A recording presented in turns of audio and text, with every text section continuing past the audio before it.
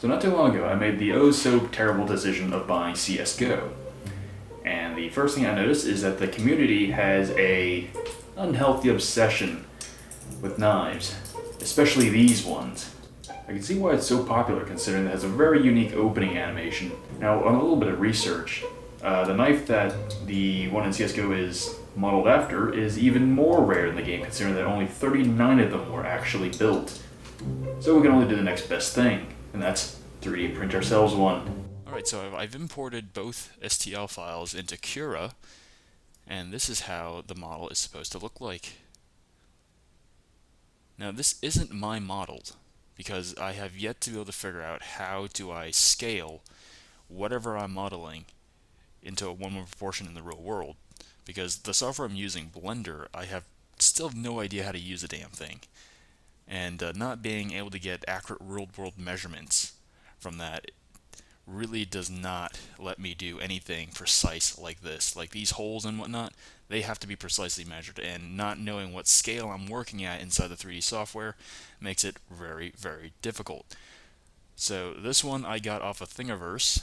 The link for it is in the description. If you want to print one out for yourself, you can check out that link down below.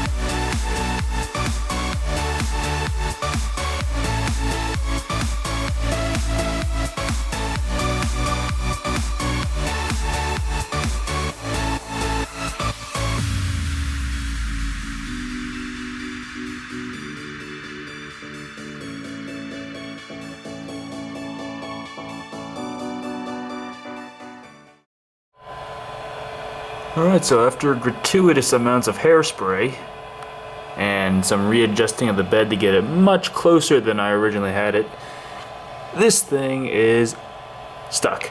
I've let this thing sit here and cool for the good part of half an hour now. From what I hear, the hairspray is supposed to have a state change, and these are supposed to just pop right off, but it's like if this thing is glued to the print bed. This is going to be very interesting trying to get out. Alright, so all the parts are printed out. Took me a few tries to get this right. Total print time took about 6 hours over the course of 2 days. Now before that I actually tried one print. I tried RAF support on this. Clearly that didn't work out very well. None of these edges are smooth, so they're not going to glue together very well. That and the tolerances for everything are pretty bad, as you can see. So that was a test print. Horrible, went horrible, not gonna use it. Reprinted these, just got done with them last night. And you can see, this was printed directly onto the bed itself, so smooth edges, this will glue together nicely. Blade printed out in 2 halves, just to get the right, I believe it was called a edge bevel or something. Pretty sure it was called an edge bevel. Either way, as you can see. Now, the thing with this is that the person who designed this intended to use, I believe it was either M2 or M3 screws to hold these things into place. Now, these are just ever so slightly smaller than a Q-tip, so I'm just going to use that same method. So what I'm going to do, instead of getting screws, I have a Dremel tool here, which I'm just going to drill and enlarge these holes. That way I can use the Q-tip as the pins.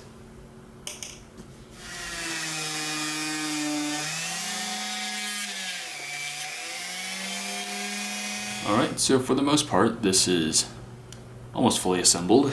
In place of the metal pins I put just more rods from Q-tips. It's the same method I had used in my paper Balisong tutorial. If you haven't seen that or don't know what I'm talking about, the link's down in the description, and I'll throw one up at the end of the video. Now, for the tang pins, those holes, luckily, they are a perfect fit for toothpicks. So what I ended up doing was just driving some toothpicks through those holes, and I've yet to trim them down to size, but that should not be too hard. Clip. I gotta find out where those pieces flew off to, but I'll do that afterwards. That is just about it. Now, it's not the most precise of things. Like, I can push the blade through to the other side, as you can see. So this would be the cutting edge. Had this been a real knife, this would not work. So I'll have to do some extra fidgeting around with this particular tang pin just to get it to line up correctly. Well, that's really about it. One thing, though, is that there is no latch, nor is there a place to put a latch, because there's two posts, two of the spacers just right in the way of that, so I gotta figure something else for that. But yeah, other than that, this one I think I might have made it a little bit too tight. Doesn't flip very well. It's way too light.